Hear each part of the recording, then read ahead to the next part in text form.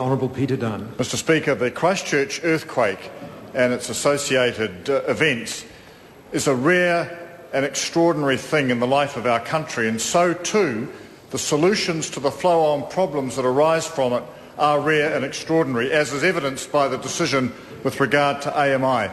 Mr Speaker, this is not a case where ideological solutions from either the right or the left are appropriate, but what is appropriate is the best course of action in the circumstances. 85,000 policyholders in the Canterbury area cannot be cast to the wind in these circumstances.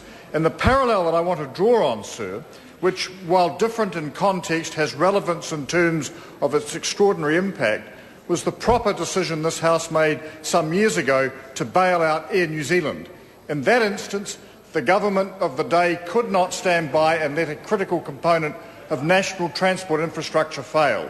In this instance, the government cannot stand by and see a large number of residential policyholders in the Canterbury area cast to the lions, as it were, simply because the pressure on their insurance company has proved to be too great. Mr Speaker, one other parallel with Christchurch, though, that I would, with Air New Zealand rather, that I would just caution about in the context of the Christchurch bailout.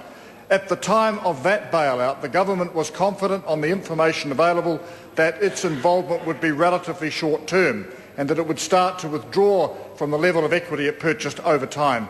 In reality, that hasn't happened, and I suspect that the Minister's optimism that this can be a relatively short-term involvement here will prove not to be the case as time unfolds. So, Mr Speaker, I think it is appropriate that we support AMI in this way, but it's one of those rare and extraordinary occasions, and this solution should be seen precisely in that category.